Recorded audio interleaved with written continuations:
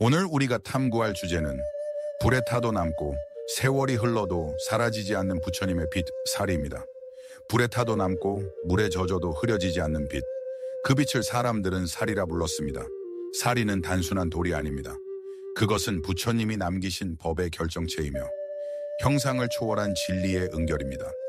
부처님이 열반하셨을 때 제자들은 그분의 몸에서 남은 사리를 보고 깊은 감동에 잠겼습니다. 그 돌은 뼈가 아니라 빛이었고 육신의 잔재가 아니라 깨달음의 결정이었습니다. 대반열방형은 말합니다. 법신은 형상이 없고 사리는 법신의 상징이다. 법신은 영원하고 무형한 진리이며 우주의 본성을 담은 부처님의 몸입니다. 사리는 무형의 진리가 중생을 위해 잠시 형상을 빌려 나타난 증거입니다. 눈으로 볼 수 없는 법의 세계가 손끝으로 닿을 수 있는 돌의 형태로 남은 것입니다. 사람들은 그 진리를 느끼기 위해 사리 앞에 절하고 그 빛 속에서 부처님을 보았습니다. 불교에서는 사리를 세 가지로 나눕니다. 신체 사리는 부처님의 몸에서 나온 진신의 남음이며, 법사리는 말씀과 가르침이 남긴 향기입니다. 의사리는 부처님이 사용하던 옷이나 그릇 같은 유품의 흔적입니다. 이 세 가지는 각각 자비와 지혜, 실천의 상징으로 전해집니다. 사리를 모신 탑은 단순한 건축물이 아닙니다. 그것은 보이지 않는 진리를 눈앞에 세우려는 인간의 서원입니다. 돌의 탑은 흙과 시간으로 세워졌지만 그 안에는 수행자의 믿음과 공경이 켜켜이 쌓여 있습니다. 탑을 돌며 합장하는 행위는 돌을 도는 것이 아니라 자신의 마음을 한 바퀴 돌아보는 일입니다. 사리는 보이는 것을 통해 보이지 않는 것을 배우는 길입니다. 그 돌의 빛은 부처님의 몸에서 왔지만 그 의미는 부처님의 마음에서 시작되었습니다. 수행의 열과 자비의 기운이 응결되어 하나의 보석처럼 남은 것입니다. 사리는 불타는 화염 속에서도 남았고 세월의 바람에도 흐려지지 않았습니다. 그것은 물질의 강함이 아니라 진리의 지속성을 증명합니다. 부처님께서 사리를 남기신 것은 육신의 흔적을 남기려는 것이 아니라 중생에게 길의 방향을 남기기 위함이었습니다. 사리를 바라본다는 것은 단지 돌을 보는 것이 아닙니다. 그 돌에 스며든 마음을 보는 것입니다. 그 마음은 연민이었고 집착을 버린 자유였습니다. 사리는 단단한 돌이 아니라 부드러운 자비의 결정체입니다. 탑 아래에 앉아 사리를 향해 기도하는 이는 부처님을 부르는 것이 아니라 자신의 본성을 깨우는 것입니다. 사리를 보는 순간 부처님은 밖에 계신 분이 아니라 내 안에 계신 분으로 돌아옵니다. 형상은 사라져도 진리는 남습니다. 불멸의 진리가 이 작은 사리 속에 깃들어 오늘도 우리 마음의 어둠을 비춥니다. 사리는 돌이 아니라 마음의 거울입니다. 그 거울 속에서 우리가 진리를 보고 스스로의 불성을 만나는 순간 형상 없는 진리가 세상 속에 다시 깨어납니다. 부처님이 열반에 드신 그날 세상은 조용했지만 사람들의 마음은 불탔습니다. 스승을 잃은 슬픔 속에서도 제자들은 믿었습니다. 부처님은 사라진 것이 아니라 다른 형식으로 남았다고, 그리고 그 증거가 바로 사리였습니다. 부처님의 몸은 화장 후에도 물에 타지 않고 수정처럼 맑은 알갱이로 남았다고 전합니다. 그 빛은 무수한 색으로 반짝였고 사람들은 그것이 부처님의 덕과 수행의 결실임을 알았습니다. 그러나 곧 나라 간의 갈등이 시작되었습니다. 모두가 그 사리를 모시고 싶었던 것입니다. 당시 인도에는 8개의 강국이 있었습니다. 마가다, 바이샬리, 카필라, 알라카파, 라마그라마, 베툴라, 쿠시나가라, 파바. 이 나라들은 부처님의 사리를 차지하기 위해 전쟁 직전까지 갔습니다. 그때 중재자로 나선 이가 드로나 브라만이었습니다.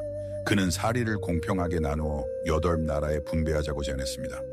그렇게 나누어진 사리는 각각의 땅에 봉안되었고 그 위에 최초의 스투파, 즉 탑이 세워졌습니다. 스투파는 단순한 무덤이 아니었습니다. 그것은 깨달음이 머무는 자리, 부처님이 다시 세상에 서 있는 상징이었습니다. 스투파의 형태는 점차 정형화되었고 반구형의 돔 아래에는 사리암이 안치되었습니다. 그 위로는 하늘을 향한 첨탑이 세워져 인간의 마음이 하늘의 진리로 향하는 의미를 담았습니다. 돌로 쌓인 탑은 중생의 공경으로 쌓였고 그 위에서 부처님의 자비가 세상으로 흘러내렸습니다. 탑 앞에서는 향을 피우고 꽃을 올리며 삼배를 올렸습니다. 사람들은 탑을 돌며 기도했습니다. 그것은 돌을 한 바퀴 도는 행위가 아니라 한 생을 다시 돌려보는 수행이었습니다. 그 길 위에서 분노는 사라지고 마음은 고요해졌습니다. 이후 수백 년이 지나면서 스투파는 불교 신앙의 중심이 되었습니다. 탑이 있는 곳마다 마을이 생겼고 마을마다 불법이 전해졌습니다. 스승의 부제는 돌의 존재로 대체되었고 사리는 보이는 부처님이 되었습니다. 사리를 향한 인간의 경외심은 탑을 만들었고 그 탑은 다시 신앙을 낳았습니다. 신앙은 세대를 넘어 문화를 만들었습니다. 탑은 단순한 구조물이 아니라 인간이 진리를 향해 세운 기억의 기념비였습니다. 사리를 나눈 사건은 단순한 유물 분배가 아니라 깨달음의 분배였습니다. 진리는 한 곳에 머물 수 없었고 모든 존재 속에 퍼져야 했습니다. 8개의 탑은 그 진리의 분신처럼 각지에 서 있었고 부처님의 가르침은 그 탑의 빛을 따라 세상으로 번져갔습니다. 탑은 손으로 세워졌지만 그 마음은 하늘을 향해 있었습니다. 재료는 달라도 그 안의 서원은 하나였습니다. 이제 우리는 그 탑을 유적이라 부르지만 당시 사람들에게 그것은 살아있는 부처님이었습니다. 그들은 탑 앞에서 무릎을 꿇으며 돌 속의 침묵에서 부처님의 말씀을 들었습니다. 사리의 경이로움은 그 돌의 빛이 아니라 그 돌 앞에서 마음을 낮추던 인간의 자세에 있었습니다. 탑은 그렇게 마음의 높이를 잴 수 있는 자가 되었고 사리는 그 마음의 중심에 놓여 있었습니다. 오늘 우리가 그 탑을 바라볼 때 단지 돌의 구조를 보는 것이 아니라 그 돌을 쌓은 사람들의 믿음, 그 믿음이 품은 사랑과 경애를 함께 보아야 합니다. 사리는 부처님의 몸에서 나온 것이지만 탑은 중생의 마음에서 세워졌습니다. 그 마음이 있었기에 부처님의 진리는 시간 속에서 사라지지 않았습니다. 부처님이 열반하신 뒤 수백 년이 흘렀습니다. 세상은 변했지만 사리를 향한 믿음은 사라지지 않았습니다. 그 믿음은 한 사람의 손에서 새로운 역사를 맞이합니다. 바로 아쇼카 왕입니다. 아쇼카 왕은 마우리아 제국의 통치자였습니다. 젊은 시절 그는 잔혹한 전쟁으로 나라를 넓혔지만 수많은 생명이 세우러지는 모습을 보고 깊은 참회를 했습니다. 그때 그가 만난 것이 부처님의 가르침이었습니다. 전쟁의 왕이 평화의 제자가 된 순간 불교는 역사 속으로 들어왔습니다. 그는 부처님께 마음으로 귀의하며 서원을 세웠습니다. 부처님의 사리를 온 세상에 나누어 모든 중생이 법의 빛을 보게 하리라. 그것이 아쇼카 왕의 서원이었습니다. 그는 부처님이 열반하신 쿠시나가라의 탑들을 직접 찾아가 문을 열었습니다. 드로나 브라만이 8나라에 나누어준 사리, 그중 라마그라마의 탑만은 손대지 않았습니다. 그곳에는 배막 나가가 사리를 수호하고 있었기 때문입니다. 아쇼카 왕은 나머지 7개의 스투파를 열어 사리를 다시 나누었습니다. 그리고 제국 곳곳에 수많은 탑을 세워 본관했습니다. 84,000개의 스투파, 그 숫자는 단순한 기록이 아니라 법이 세상 모든 방향으로 퍼지기를 바라는 상징이었습니다. 84,000이라는 말은 불교에서 84,000가지의 번뇌를 뜻합니다. 아쇼카는 그 번뇌마다 하나의 탑을 세운다는 의미로 이 숫자를 사용했습니다. 즉 탑 하나가 곧 중생의 번뇌 하나를 밝히는 등불이 된다는 뜻이었습니다. 그가 세운 탑들은 인도 전역을 넘어 스리랑카, 네팔, 미얀마로 전해졌습니다. 불교의 전파는 사리의 이동과 함께 이루어졌습니다. 사리가 옮겨진 곳마다 탑이 세워지고 탑이 세워진 곳마다 불법이 전해졌습니다. 돌의 이동은 곧 진리의 확산이었습니다. 고고학자들은 오늘날까지도 그 흔적을 찾고 있습니다. 산치의 대탑, 바루트의 탑, 탁실라의 사리함 모두 아쇼카 왕 시대의 유물입니다. 탑 안에는 금, 은, 수정, 유리로 만든 사리함이 발견되었고 그 안에는 작은 구슬처럼 맑은 사리가 본관되어 있었습니다. 그 위에는 왕의 이름이 새겨진 비문이 남아 있습니다. 법을 세상에 펴겠다는 약속이었죠. 아쇼카 왕은 탑을 세우는 것으로 만족하지 않았습니다. 그는 비문을 세워 불법을 널리 알렸습니다. 모든 종교를 존중하라, 살생을 멈추고 진실을 말하라, 자비를 베풀라. 그의 석주는 단순한 정치 문서가 아니라 수행의 선언이었습니다. 사리의 신앙은 이 시기에 결정적으로 변했습니다. 부처님의 유골이 신성한 상징으로 머물던 시대에서 이제 사리가 법을 세상으로 퍼뜨리는 중심이 된 것입니다. 아쇼카 왕은 사리를 통해 불법을 눈에 보이는 문화로 만들었습니다. 돌, 금속, 비문, 탑, 그리고 신앙으로. 그가 열었던 문은 단순한 성문이 아니라 마음의 문이었습니다. 그 문을 통해 인도의 불법은 아시아로 흘러갔습니다. 실크로드를 따라 사리와 경전이 함께 옮겨졌고 그 여정 끝에 중국, 한반도, 일본까지 불법의 등불이 밝혀졌습니다. 아쇼카 왕의 손에서 시작된 사리의 여정은 인간의 탐욕과 전쟁의 잔혹함을 자비와 지혜로 바꾸어 놓은 역사였습니다. 그것은 단순한 분배가 아니라 진리의 확산이었고 물질의 이동이 아니라 깨달음의 순환이었습니다. 그때 세워진 8만 4천의 탑은 지금은 모두 남아있지 않지만 그 정신은 사라지지 않았습니다. 한 개의 사리가 분산된 것은 진리가 나뉘었다는 뜻이 아니라 진리가 모든 존재 속에 깃들었다는 선언이었습니다. 사리를 분배한 아쇼카 왕의 서원은 이렇게 우리에게 말합니다. 부처님의 진리는 한 자리에 머무르지 않는다. 진리는 나누일수록 더 넓어지고 퍼질수록 더 깊어진다.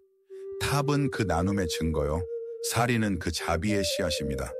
아쇼카 왕의 서원으로 시작된 사리의 여정은 실크로드의 먼 길을 따라 동쪽으로 흘러왔습니다. 그 길은 단순한 무역의 길이 아니라 진리가 사람의 마음을 옮겨 다니는 길이었습니다. 사리와 경전, 그리고 수행자의 발자취는 함께 움직였고 불교는 점차 인도의 종교에서 아시아의 정신으로 확장되었습니다. 사리 신앙은 중앙아시아를 거쳐 중국으로 전해졌습니다. 한나라와 위진남북조 시대를 거치며 수많은 스투파가 세워졌고 그 안에는 부처님의 사리와 경전이 함께 봉안되었습니다. 특히 서역에서 온 고승들은 사리와 경전을 함께 모시며 그것이 곧 부처님의 몸과 말씀이라 설명했습니다. 사리는 부처의 현존, 경전은 그분의 음성이었습니다. 중국의 불교사는 사리의 전례를 국가의 기룬으로 보았습니다. 한 무제 때에는 사리를 맞이하기 위한 거대한 의식이 열렸고 탑을 세워 제국의 안정과 번영을 기원했습니다. 사리가 들어올 때마다 천자가 절을 올렸습니다. 그것은 신앙이 정치와 만나는 장면이었고 진리가 권력의 중심으로 들어가는 역사였습니다. 그 빛은 결국 바다를 건너 한반도에 닿았습니다. 삼국시대의 불교 수용은 경전보다 먼저 사리와 탑으로 시작되었습니다. 고구려의 초문사탑, 백제의 미륵사, 신라의 황룡사 구층목탑 모두 사리를 중심으로 세워졌습니다. 탑은 왕국의 중심이 되었고 그 아래에는 나라의 안녕을 기원하는 마음이 봉안되었습니다. 통도사는 지금도 부처님의 진신사리를 봉간한 성지로 남아 있습니다. 금강계단 안에는 사리를 모신 사리탑이 자리하고 있습니다. 통도사는 그래서 불보사찰이라 불립니다. 부처님의 몸, 즉 진신을 모셨기 때문입니다. 불국세에는 두 개의 탑이 서 있습니다. 다보탑과 석가탑. 다보탑은 영원한 진리의 상징이고 석가탑은 역사 속에 나타난 부처의 모습입니다. 두 탑은 서로 마주보며 무형과 형상의 균형을 상징합니다. 한반도의 불교는 사리를 단순한 유물이 아니라 수행의 중심으로 삼았습니다. 탑을 도는 행위는 곧 마음을 닦는 수행이 되었고 탑을 세우는 일은 자비의 공덕을 쌓는 일이 되었습니다. 신라인들은 탑을 세우며 나라의 평화를 기원했고 백제의 장인들은 석재 속에 진리의 질서를 새겼습니다. 통일 신라 시대에는 사리 공양이 국가의식이 되었습니다. 왕이 직접 사리를 맞이하며 예를 다했고 스님들은 그 옆에서 경을 독송했습니다. 사리를 봉안하는 순간 그 나라는 부처님이 머무는 땅이 되었습니다. 사리는 단지 부처의 유골이 아니라 그 나라의 중심이자 정신의 등불이었습니다. 고려와 조선 시대에도 사리 신앙은 이어졌습니다. 전쟁과 화재 속에서도 스님들은 사리를 옮겨 보존했습니다. 그들은 사리를 돌로 감싸고 돌을 나무로 감싸며 끝내 그 신심을 잃지 않았습니다. 사리를 지킨다는 것은 단지 유물을 지키는 일이 아니라 불법의 끈을 잇는 일이었습니다. 사리가 한반도에 전해졌다는 것은 부처님의 진리가 이 땅의 언어와 문화 속으로 스며들었다는 뜻입니다. 그것은 외래의 신앙이 아니라 우리 마음의 빛이 되어 자리 잡은 사건이었습니다. 사리는 국경을 넘어 진리를 옮겼고 그 진리는 다시 사람의 마음을 바꾸었습니다. 사리를 중심으로 세워진 탑은 이제 문화재로 남아있지만 그 안에 담긴 정신은 여전히 살아있습니다. 탑의 그림자 아래에서 합장하는 이의 마음속에는 1500년 전 그 첫 서원의 불빛이 여전히 타오르고 있습니다. 동쪽으로 흐른 사리의 길은 단순한 전파가 아니라 진리의 순환이었습니다. 서쪽에서 태어난 깨달음이 동쪽의 마음을 만나 새로운 꽃을 피운 것입니다. 사리는 이렇게 시대와 공간을 넘어 인간의 내면 속에 다시 세워진 탑이 되었습니다. 오늘 우리가 탑을 바라볼 때 그것은 돌의 예술이 아니라 마음의 역사입니다. 사리는 세상을 건너와 지금 이 순간에도 우리 안에서 조용히 빛나고 있습니다. 사리의 빛은 수천 년을 지나며 형태를 바꾸었습니다. 처음에는 신체의 남음으로, 나중에는 신앙의 중심으로, 그리고 이제는 진리 그 자체를 상징하게 되었습니다. 돌로 남은 빛이 말씀으로 옮겨지고 말씀이 마음으로 이어지는 여정. 그 변화의 중심에는 한 권의 경전이 있습니다. 바로 법화경입니다. 법화경은 말합니다. 사리를 본관하지 않아도 좋다. 이 경전 안에는 이미 열의 온몸이 있다. 이 한 구절은 불교 사상의 거대한 전환을 일으켰습니다. 사리를 향한 신앙이 눈에 보이는 형상에서 들을 수 있고 느낄 수 있는 법으로 옮겨진 것입니다. 부처님이 남긴 진정한 유산은 몸이 아니라 말씀이며 그 말씀은 모든 존재의 마음속에 새겨질 수 있다는 선언이었습니다. 불교 초기의 사리탑은 부처님의 현존을 상징했습니다. 그러나 시대가 흐르며 수행자들은 깨달았습니다. 탑을 세우는 것보다 더 중요한 것은 마음속에 부처님을 세우는 일이라는 것을 법화경은 그 가르침을 분명히 합니다. 경을 읽고 외우는 것이 곧 탑을 세우는 일이며 부처님께 공양을 올리는 것과 같다고 전합니다. 사리를 공양한다는 것은 단지 돌을 올려놓는 행위가 아니라 자신의 마음을 공양하는 일입니다. 마음이 청정하면 그 자체가 사리 공양이고 마음이 혼탁하면 탑을 세워도 부처님을 만나지 못합니다. 경전은 우리에게 묻습니다. 부처님을 밖에서 찾을 것인가? 아니면 마음 안에서 깨울 것인가? 사리의 물질적 신앙은 이렇게 점차 내면의 수행으로 옮겨갔습니다. 눈앞의 탑은 줄어들었지만 마음의 탑은 높아졌습니다. 돌과 금속으로 만든 사리함 대신 자비와 지혜로 만든 마음의 사리함이 생겨났습니다. 그것은 눈에 보이지 않지만 가장 견고한 탑이었습니다. 중생은 탑을 돌며 깨달음을 구하지만 부처님은 그 돌 속에 있지 않습니다. 그분은 수행자의 한 생각 속, 연민의 한 행동 속, 지혜의 한 깨달음 속에 머뭅니다. 사리 공양의 의미는 그 깨달음에 있습니다. 공양이란 주고받는 것이 아니라 함께 나누는 것입니다. 사리의 빛은 결국 마음의 빛으로 변합니다. 경을 읽는 순간 그 소리는 부처님의 음성이 되고 그 울림은 내 마음의 사리가 됩니다. 형상 없는 법신이 우리 안에서 다시 깨어나는 순간입니다. 불교의 신앙은 그렇게 돌에서 말로, 말에서 마음으로 이동했습니다. 법화경은 그 여정을 마무리하며 이렇게 말합니다. 법을 듣고 깨달은 이는 곧 탑을 세운 이다. 이 구절은 불교 신앙의 본질을 바꾸었습니다. 진리는 외부의 상징으로 머무르지 않고 수행자의 삶 속으로 들어왔습니다. 그 순간 사리탑은 돌이 아니라 사람의 마음 안에서 세워졌습니다. 오늘 우리가 탑 앞에 서서 절을 올릴 때 그것은 과거의 부처님께 인사하는 것이 아닙니다. 그분이 전해준 길 위에서 스스로를 다시 세우는 일입니다. 사리는 부처님의 몸에서 태어났지만 그 완성은 수행자의 마음에서 이루어집니다. 진정한 사리 공양은 마음이 자비로 깨어나는 그 순간입니다. 그것이야말로 형상을 넘어선 진리의 향기이며 불교가 지금 이 시대에도 살아 숨쉬는 이유입니다. 사리는 사라지지 않았습니다. 그것은 형태를 버리고 우리 마음속에 법으로 남았습니다. 사리의 이야기는 결국 형상으로 시작해 형상을 넘어가는 여정이었습니다. 부처님의 몸에서 태어난 돌은 세월 속에서 탑이 되었고 탑은 경전이 되었으며 경전은 결국 인간의 마음으로 옮겨졌습니다. 그것이 사리의 마지막 목적지였습니다. 사리는 물질이지만 그 본질은 법이었습니다. 사리는 돌의 형태를 빌렸지만 그 안에 담긴 것은 깨달음의 에너지였습니다. 불에 타도 남고 세월이 흘러도 변치 않는 이유는 그 안에 깃든 진리가 사라지지 않기 때문입니다. 진리는 불에 탈 수 없고 물에 젖지 않으며 바람에도 흩어지지 않습니다. 불교의 가르침은 세 가지 몸, 법신, 보신, 응신으로 부처님을 설명합니다. 법신은 무형의 진리, 보신은 그 진리를 완전하게 드러낸 공덕의 몸, 응신은 중생의 근기에 맞추어 드러나는 부처님의 모습입니다. 사리는 바로 그 응신의 흔적이자 보신의 공덕이 응결된 결정체입니다. 탑과 사리는 외부의 상징으로 시작했지만 그 궁극은 마음속의 변화였습니다. 수행자는 탑을 쓰며 깨달음을 향한 서원을 세웠고 탑을 돌며 집착의 껍질을 벗었습니다. 그렇게 마음은 점차 투명해지고 진리는 그 빈자리에서 스스로 드러났습니다. 사리의 존재는 우리에게 묻습니다. 부처님은 지금 어디에 계신가? 탑 속에 있는가? 경전 속에 있는가? 아니면 당신의 마음 속에 있는가? 불교는 대답합니다. 부처님은 어디에도 머물지 않으며 모든 곳에 깃들어 있다. 사리는 그 깨달음의 상징이며 존재 전체가 법신임을 가리키는 표지입니다. 오늘의 사리탑은 문화재가 되었고 유물로 보존되고 있습니다. 그러나 그 안의 정신은 여전히 살아있습니다. 사리를 본다는 것은 단지 돌을 바라보는 일이 아니라 그 돌을 바라보는 나의 마음을 보는 일입니다.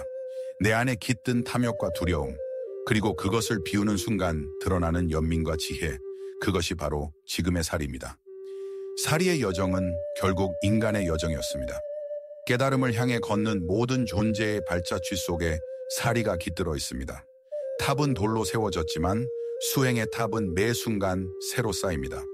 그 탑의 이름은 자비요, 그 기초는 공이며 그 꼭대기에는 무아의 바람이 붑니다. 부처님은 돌을 남기지 않으셨습니다. 남기신 것은 길이었습니다. 그 길은 사리의 빛처럼 조용하지만 한 번 비추면 영원히 꺼지지 않습니다. 고통을 껴안는 자비, 무명을 비추는 지혜, 그것이 부처님의 진정한 유산입니다. 형상은 사라져도 진리는 남습니다. 사리는 그 증거입니다. 눈앞에 돌이 부서져도 탑이 무너져도 그 의미는 사라지지 않습니다. 진리는 기억 속에 머무는 것이 아니라 매 순간 새롭게 드러납니다. 이제 우리는 사리를 찾지 않아도 됩니다. 이미 그 빛은 우리 안에 있기 때문입니다. 마음의 사리는 연민의 순간에 피어나고 지혜의 침묵 속에서 빛납니다. 그 빛이 꺼지지 않는 한 부처님은 결코 멀리 계시지 않습니다. 나무 아미타불.